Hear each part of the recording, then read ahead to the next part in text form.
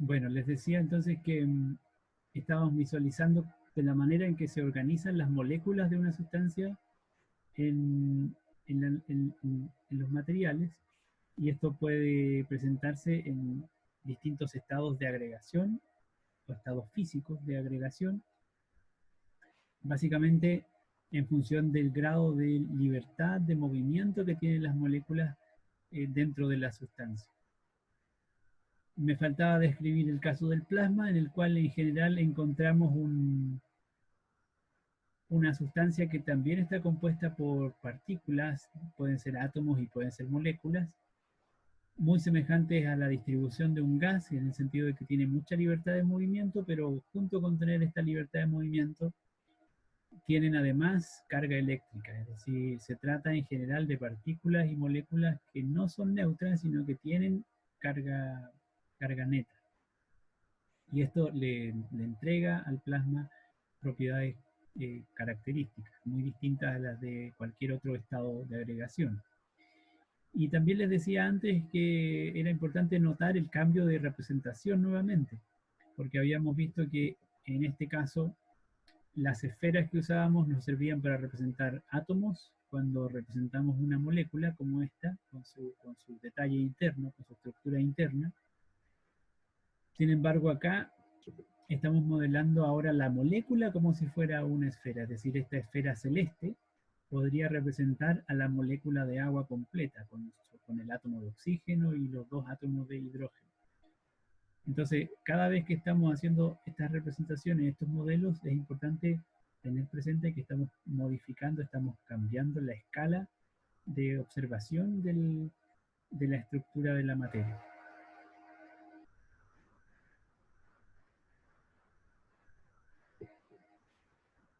Cuando miramos entonces la materia a este nivel, a nivel macroscópico, es decir, como agregaciones de partículas, en este caso de moléculas, aparecen o identificamos un conjunto de propiedades que nos permiten caracterizarla. En particular, si bien nosotros hablábamos de la materia y dijimos que estaba compuesta fundamentalmente de átomos, no habíamos ofrecido una definición de materia. Para definir materia, un camino posible justamente depende de la identificación de dos de sus propiedades fundamentales, la masa y el volumen. De esta manera uno puede decir, de manera general, digamos, y aproximada, que la materia es aquello que tiene masa y volumen. ¿De dónde derivan estas propiedades de masa y volumen? Por supuesto, derivan de los átomos que componen la materia, es decir, la masa es una propiedad fundamental derivada de las características o de las propiedades de los átomos. Y los átomos, por supuesto, tienen masa porque las partículas subatómicas tienen masa. La pregunta acerca del origen de la masa como una propiedad fundamental es una pregunta central en la física actual. No es una pregunta que tenga una respuesta completamente resuelta, pero sí hay estudios recientes que avalan los últimos modelos de la física de partículas que explicarían el origen de la masa como una propiedad fundamental. Para nosotros basta con asumir que es una propiedad derivada de los átomos y de las partículas que componen los átomos. En particular, sabíamos que un átomo de hidrógeno que tiene un único protón tiene menos masa que un átomo de helio que tiene dos protones, por ejemplo. O menos masa que un átomo de litio que tiene tres protones en el núcleo. Entonces, en general, una sustancia es más masiva que otra en la medida en que tenga más átomos o que tenga átomos más masivos, átomos que tengan más protones en su núcleo. Y el volumen, que es el espacio que ocupa la materia, por supuesto también está derivado del hecho de que los átomos son entidades o estructuras discretas que tienen una dimensión, que tienen un tamaño.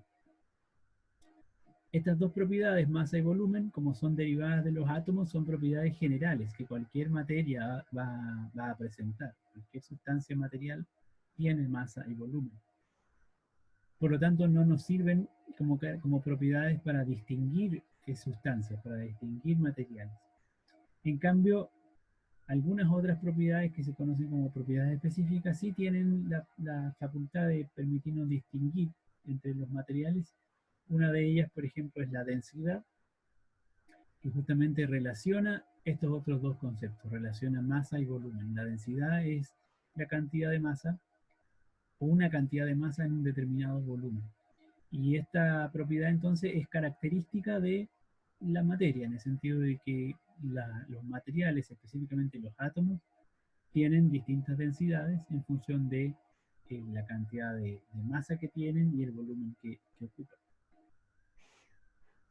Así que estas tres propiedades de la materia son fundamentales para tener presente la masa, que la medimos en kilogramos en el Sistema Internacional de Unidades, el volumen, que lo medimos en litros, lo cual es equivalente a 1000 mililitros o 1000 centímetros cúbicos, y la densidad, que es una relación entre masa y volumen, por lo tanto, en general la expresamos como kilogramos por litro, kilogramos dividido por litro, o gramos por mililitro, o gramos por centímetro cúbico. Junto con estas tres propiedades básicas, es importante considerar, por supuesto, otras propiedades, pero específicamente relevante resulta la temperatura, como una medida indirecta de la cantidad de energía que tienen las partículas que componen una sustancia. En el caso de la temperatura tenemos distintas escalas de medida, específicamente nosotros utilizamos la escala Celsius, que se compara con la escala absoluta o escala científica conocida como Kelvin,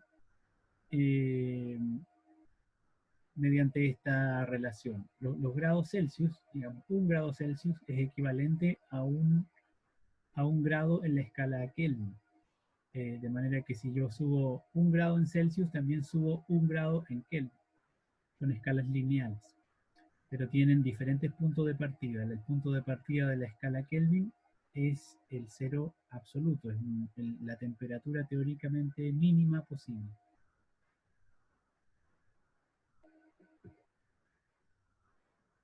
Vimos que la temperatura entonces es una propiedad que nos indica la cantidad de energía asociada al movimiento de las moléculas.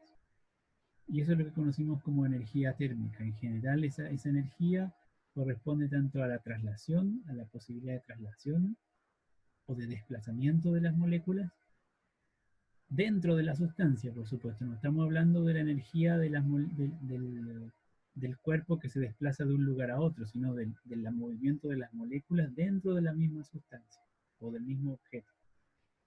Energía asociada a la vibración y energía asociada a la rotación. Este es el tipo de movimiento que medimos indirectamente cuando medimos temperatura. Mientras más alta la temperatura, entonces mayor agitación molecular.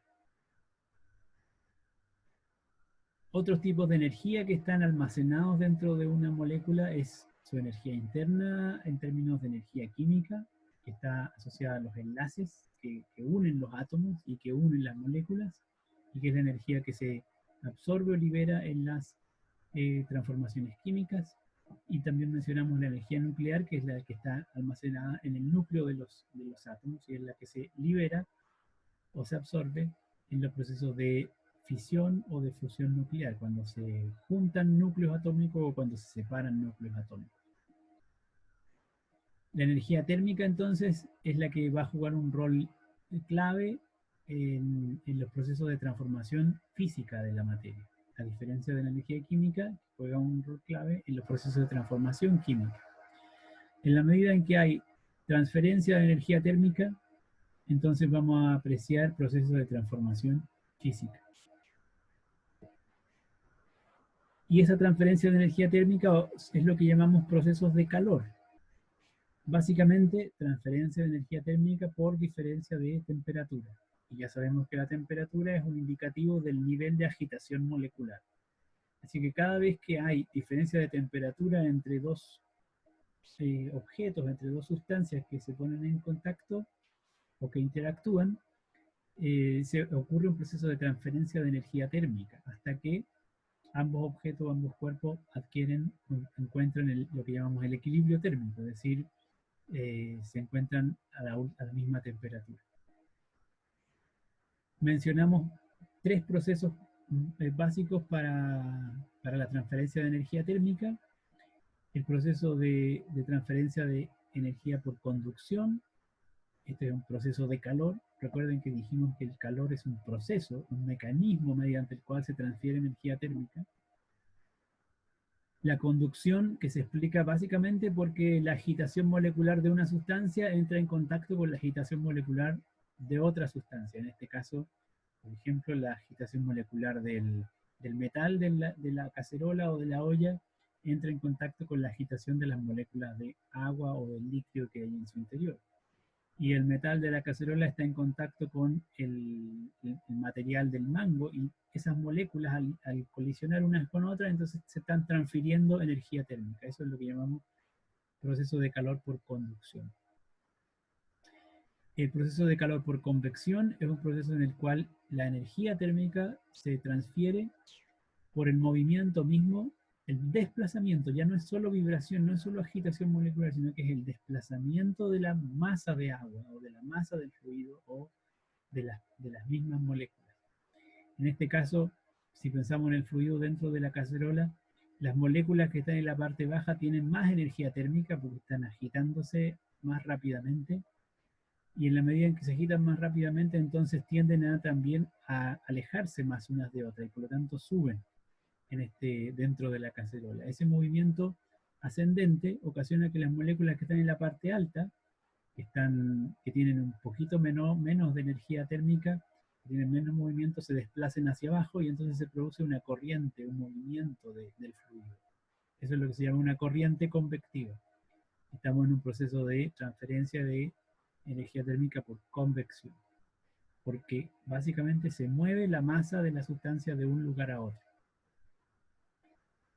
Y finalmente, el otro proceso de transferencia de energía térmica, que se conoce como radiación, que ocurre en la forma de energía electromagnética. Un tipo de luz que no es visible a simple vista, no es visible en el espectro de visión del ojo humano, pero tiene la misma naturaleza que la luz visible, el mismo tipo de fenómeno físico. En general, todo cuerpo, toda sustancia que se encuentra a una temperatura superior al cero absoluto, al 0 Kelvin, siempre emite energía térmica en forma de radiación, o libera energía térmica en forma de radiación.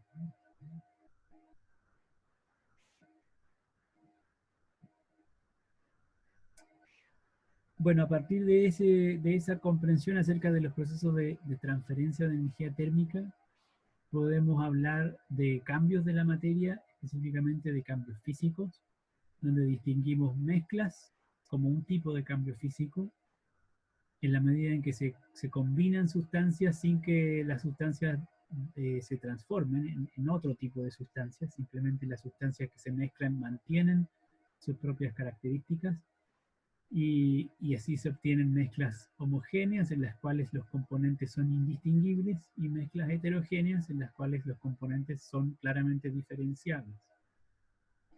La gracia de las mezclas como cambio físico es que siempre uno puede encontrar un procedimiento o un mecanismo de separación para obtener a partir de la mezcla las sustancias originales. Algo semejante ocurre en el caso de los cambios de estado de agregación, donde también estamos hablando de un cambio físico, básicamente porque las sustancias que componen, o la materia, las moléculas que componen una sustancia no se modifican en los procesos de transformación. Y aquí distinguimos dos grupos que son básicamente parte de procesos reversibles, que ocurren cuando la materia absorbe energía térmica. Entonces podemos observar procesos de fusión, o de vaporización, o de sublimación progresiva. Y si la materia libera energía térmica, entonces podemos observar procesos de condensación, o de solidificación, o de sublimación inversa. En estos procesos de cambio de estado de agregación estamos hablando de absorción o liberación de energía térmica. El otro tipo de cambio que se observa en la materia son los cambios químicos y que, a diferencia de los anteriores, de los cambios físicos, se caracterizan fundamentalmente porque aquí las sustancias que se relacionan o que se combinan se modifican, es decir, sí se transforman en otro tipo de sustancias. Hay diversas formas de clasificar los cambios químicos. A modo de referencia solamente coloqué aquí la idea de que ocurren cambios químicos con distinta velocidad. Algunas reacciones son más rápidas y otras son muy lentas. Y en términos de energía, hay cambios químicos que absorben energía y otros que liberan energía. Sin embargo, cuando hablamos de energía, en el caso de los cambios químicos, ya no estamos hablando de energía térmica, porque no estamos hablando del movimiento molecular o de la agitación molecular, sino que estamos hablando de energía química. Hablamos de la energía contenida en los enlaces de los átomos y en los enlaces de las moléculas. Aquí hay un detalle de los cambios de estado de agregación, donde básicamente observamos cómo de una muestra o de una sustancia en estado sólido, cuyas moléculas se encuentran relativamente fijas en posiciones poco modificables, con uniones relativamente fuertes entre sí, entre las moléculas, se pasa a un estado sólido mediante la fusión, es decir, absorbiendo energía térmica. Por eso la flecha corresponde a ese, digamos, el color rojo de la flecha representa esa absorción de energía térmica. Se necesita energía térmica para pasar del estado sólido al estado líquido. Y lo que ocurre, como veíamos antes, ¿no?, es que en la medida en que hay más energía térmica, las moléculas tienen mayor capacidad de movimiento, tienen una agitación molecular mayor. Y eso es lo que ocurre justamente en el estado líquido, moléculas que tienen enlaces entre sí, pero esos enlaces no son muy fuertes y por lo tanto las moléculas tienen mayor capacidad para desplazarse y para moverse. Y algo análogo ocurre si es que se agrega todavía más energía térmica a un líquido. Entonces estas moléculas comienzan a agitarse a tal nivel, con tal nivel de energía térmica, que en algún momento comienzan a separarse completamente. Y eso es lo que llamamos el proceso de vaporización. Y el proceso inverso, cuando se pierde energía térmica, cuando el gas pierde o libera energía térmica, entonces las moléculas pierden capacidad de moverse, la agitación disminuye y en la medida que disminuye comienzan a unirse unas con otras, y eso es lo que llamamos condensación. Y lo mismo, o análogamente, cuando las moléculas del líquido pierden energía térmica, entonces sus uniones comienzan a hacerse cada vez más fuertes, cada vez más rígidas, que es lo que llamamos un proceso de solidificación. Los procesos de sublimación son análogos también, solo que en este caso hay paso de moléculas de un sólido directamente al estado gaseoso, en el sentido de que hay moléculas del sólido que se liberan al ambiente y quedan moviéndose libremente. Es un proceso de sublimación progresivo, que ocurre también por absorción de energía térmica. Un ejemplo cotidiano de sublimación progresiva es, por ejemplo, el caso de la naftalina, las pastillas que se utilizan para ahuyentar polillas, por ejemplo, en los closets antiguos. Básicamente se trata de un sólido, la naftalina, que está en forma de sólido como una bolita, y esa naftalina se está sublimando de manera muy lenta, en el sentido de que algunas de sus moléculas se desprenden paulatinamente al ambiente, y son esas moléculas las que, por supuesto, digamos, interactúan con los insectos que se quieren alejar. En el caso del cambio químico, básicamente lo caracterizamos como un proceso en el cual se produce una transformación desde reactantes a productos. La simbología básica es justamente esta relación. Un grupo de sustancias da lugar o da como resultado a otro grupo de sustancias, cumpliendo dos condiciones básicas. Los átomos de los reactantes, aquí tenemos un conjunto de moléculas en general, y esas moléculas por supuesto están compuestas por un conjunto de átomos. Esos átomos se reordenan en este proceso de reacción, al juntarse unos con otros, se reagrupan, y al reagruparse forman productos completamente distintos. Y en ese ejercicio, por lo tanto, se conserva la misma cantidad de átomos que había en los reactantes, tienen que estar presentes también en los productos. En términos de propiedades, eso significa que la masa de la reacción se conserva. Esto es la ley de conservación de la masa. Hay tanta masa en los reactantes como en los productos, porque hay tantos átomos en los reactantes como en los productos. Por supuesto, los átomos están organizados de distintas formas. Vimos que cuando visualizamos las reacciones químicas en términos moleculares, entonces hay que tener cuidado con escribir la unión o la combinación de reactantes y productos respetando estos dos principios. La conservación de la masa en términos de la cantidad de átomos que participan de la reacción. En este ejemplo, lo que vemos es una reacción química que forma el agua mediante la unión de hidrógeno y de oxígeno. Decimos que esta es una ecuación no balanceada, básicamente porque si contabilizamos la cantidad de átomos que hay a la izquierda en los reactantes, vemos que es distinta a la cantidad de átomos que hay en los productos, en el producto, en este caso, una molécula de agua. Por lo tanto, tenemos que generar una representación que satisfaga la igualdad de masa, o la ley de conservación de la masa. Y esto es lo que llamamos una ecuación balanceada, que nos permite justamente visualizar que tanto en reactantes como productos tenemos la misma cantidad de átomos. Y eso es lo que se ve, se aprecia en este modelo, donde tenemos tantos átomos de hidrógeno a la izquierda como átomos de hidrógeno a la derecha, y tantos átomos de oxígeno a la izquierda como átomos de oxígeno a la derecha. Pero por supuesto, lo que observamos es una completa redistribución de los átomos. Aquí teníamos una sustancia que conocíamos como hidrógeno, acá tenemos otra sustancia que conocemos como oxígeno. Cada una de ellas tiene sus propias propiedades. Cuando se combinan químicamente, se forman enlaces nuevos. Se disuelven unos enlaces y se forman otros enlaces nuevos. Y eso es lo que apreciamos en el caso de las moléculas de agua. Ahora los hidrógenos están unidos al oxígeno.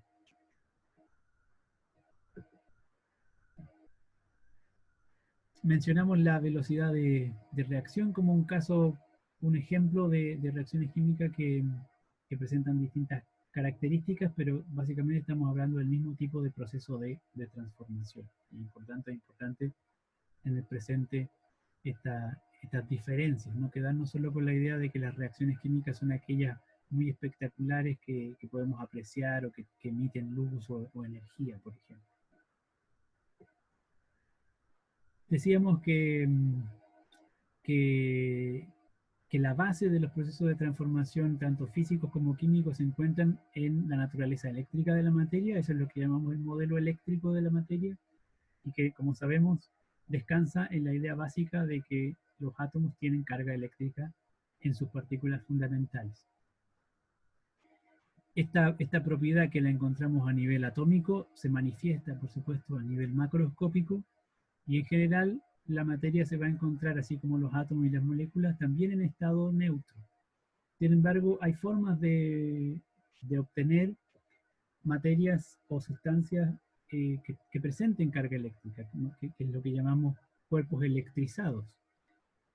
Básicamente porque los átomos del cuerpo pueden ganar o pueden perder carga eléctrica. En este caso vemos simplemente una forma de representar cuerpos que tienen electricidad o un desbalance de carga eléctrica en su interior.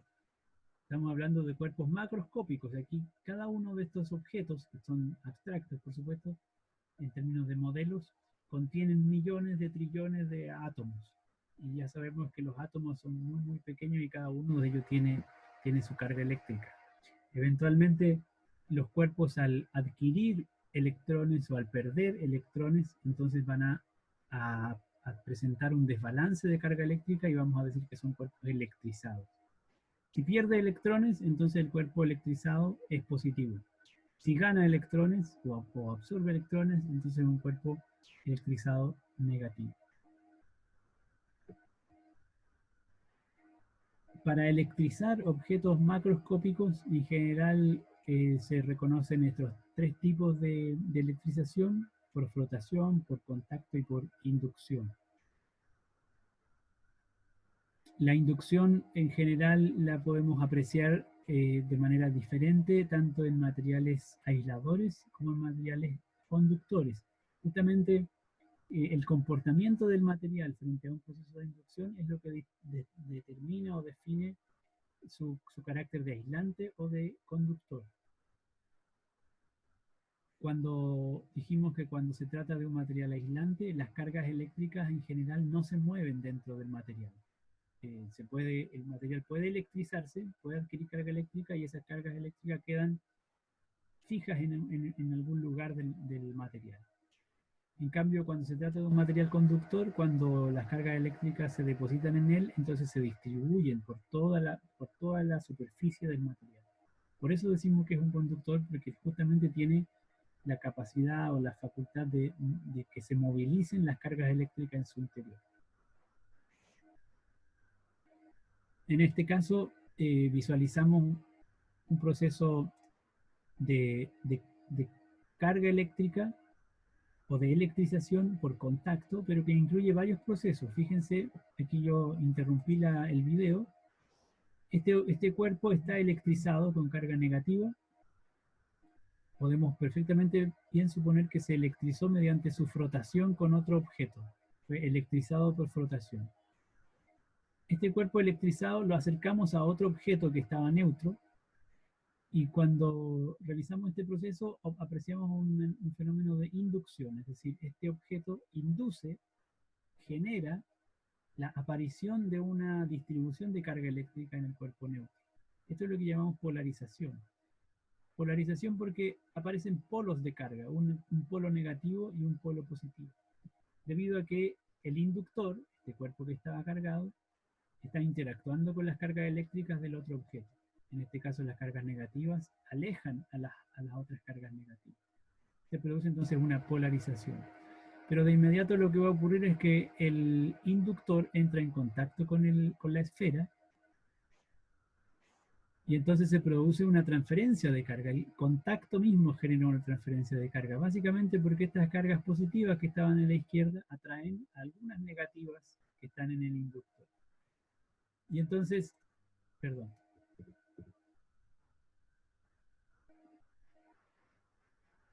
Y entonces al producirse la transferencia, el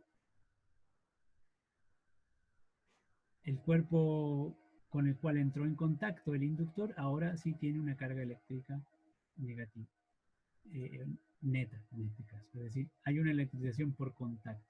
Es un material conductor porque observamos que las cargas dentro de él se podían mover, se desplazaban. Por eso se producía la polarización en el caso del conductor. Pero también podemos observar un proceso de inducción, de polarización, sí, y de carga eléctrica sin que haya contacto con el material conductor. En este caso tenemos de nuevo el material inductor, que fue cargado seguramente por frotación. Lo acercamos a un objeto que está neutro, tiene tantos positivos como negativos. Vemos que al acercar el inductor se produce la polarización, es decir, se separan las cargas. Se están separando justamente porque se trata de un material conductor. Hay movimiento de cargas en el interior. Nunca hay contacto entre el inductor y la esfera. Lo que sí hacemos es hacer una conexión mediante un cable que llamamos conductor con un cuerpo que llamamos tierra, porque es un cuerpo muy grande y que tiene la capacidad de absorber carga eléctrica. Entonces, el inductor lo que hace es empujar a las cargas eléctricas, alejarlas, repelerlas. Y las cargas eléctricas se mueven a través del conductor, alejándose lo más posible, en este caso hacia una toma de tierra. No hemos puesto nunca en contacto al inductor con la esfera. Sin embargo, el hecho de que de que las cargas eléctricas se desplacen a la Tierra hacen que la esfera finalmente quede con carga eléctrica positiva. En el caso del aislante ocurre algo distinto porque aquí no tenemos desplazamiento de cargas en un material aislante. En general, lo que vamos a observar son moléculas que tienen distinta distribución de carga y, no va a haber, no va a haber desplazamiento de carga eléctrica. Entonces, básicamente un cuerpo aislante eléctricamente neutro tiene sus moléculas distribuidas de manera desordenada o aleatoria. Y cuando acercamos un cuerpo inductor semejante al que teníamos acá, por ejemplo acercamos un cuerpo inductor a este material aislante, podemos imaginarlo como un trozo de papel, lo que va a ocurrir es que las moléculas que tienen alguna redistribución de carga, alguna polarización de carga en su interior, se van a ordenar, se van a alinear en función de la carga eléctrica de este inductor. En este caso, las moléculas, ustedes ven, de estar desordenadas, pasan a alinearse de manera que el lado positivo de la molécula se acerca o se orienta hacia el inductor de carga negativa. Y entonces lo que vemos en este caso de este pedacito de papel, vemos también una polarización. Por este lado el papel va a tener más positivos y por este lado el papel va a tener más negativos. Esto facilita o permite justamente el que ocurra la interacción entre estos dos materiales. Estábamos hablando de interacción eléctrica, de atracción y de repulsión, y eso es justamente de lo que se trata la fuerza, que es el último tópico que revisamos en la unidad. Pero de un punto de vista mucho más básico, antes de hablar de la interacción eléctrica, que es un tipo particular de fuerza, conviene caracterizar a la fuerza como un fenómeno más general. Y para eso podemos decir dos ideas básicas. Una fuerza siempre es una relación entre objetos que provoca dos tipos de cambios. Cambia la forma de los objetos o cambia el movimiento de los objetos. De esta manera podemos entender cuando estamos en presencia de una fuerza, de algún tipo de fuerza. Hay distintos tipos de fuerza. Fundamentalmente provocan deformaciones o provocan cambios de movimiento.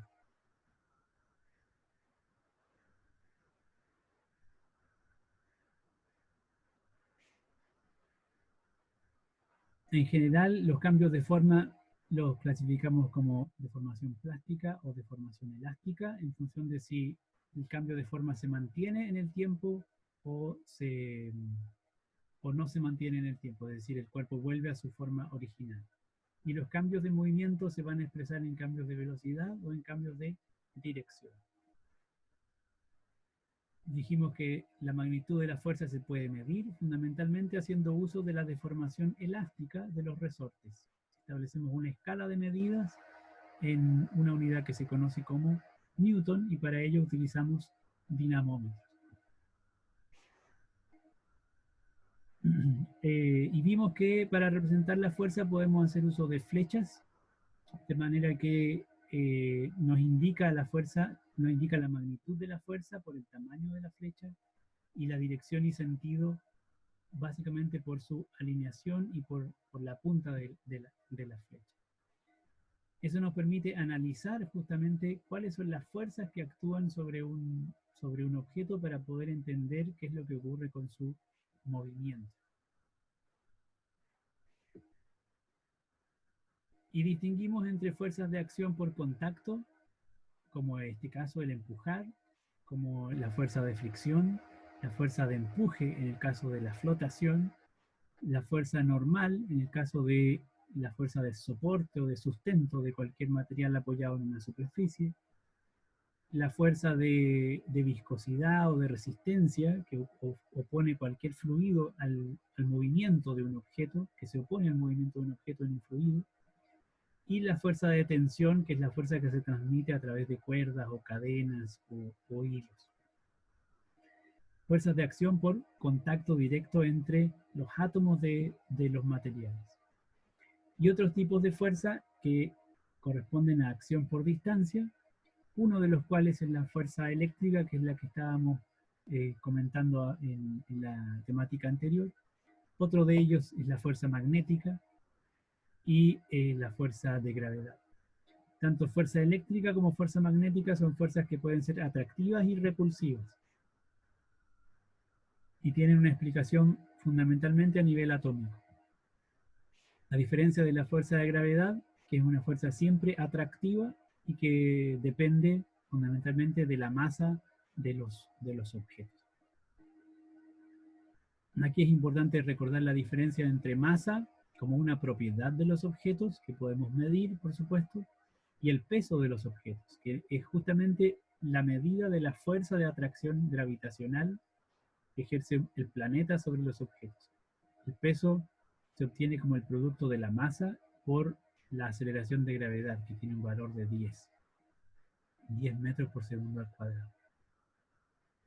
Así que no confundir peso, que es una fuerza, y por lo tanto es una relación entre objetos, en particular es la relación entre el objeto y el planeta, y la masa, que es la propiedad del objeto o de los objetos. Finalmente, vimos que los objetos sobre los cuerpos en general no actúa una única fuerza, sino que actúan varias fuerzas, porque los objetos en general interactúan o se relacionan entre sí con varios otros objetos.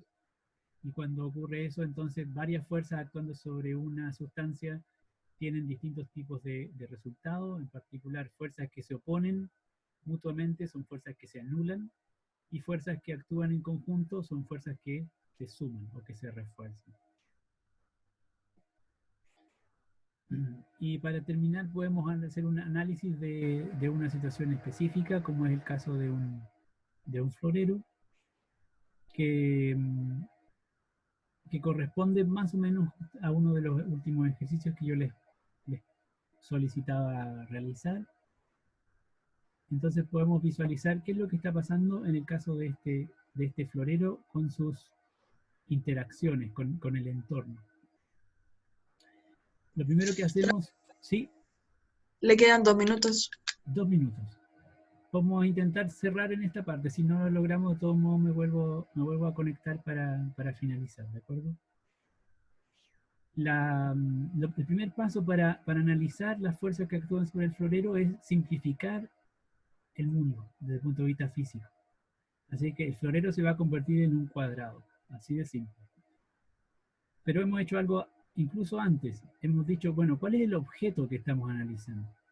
La pregunta habla del florero, pero uno puede pensar en el cristal solamente, o piensa en el cristal con agua, o piensa en las flores y el cristal, etc. Para simplificar el análisis, el florero es todo el objeto en su conjunto, es decir, cristal, agua, flores, tallos, hojas, etc. Todo este objeto está representado por este cuadrado. ¿Qué fuerzas están actuando sobre él? Vemos que el objeto está apoyado sobre una superficie, sobre una mesa.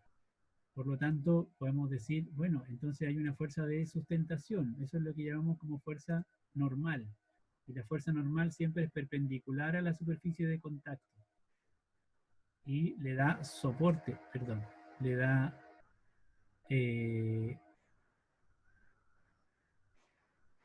sustento en este caso al florero.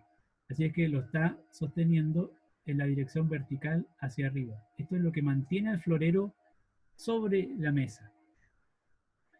Pero si esta fuera la única fuerza que actúa sobre el florero, entonces tendríamos un problema, porque tendríamos una fuerza que no está equilibrada, y en ese caso el florero tendría que estar experimentando un cambio de movimiento.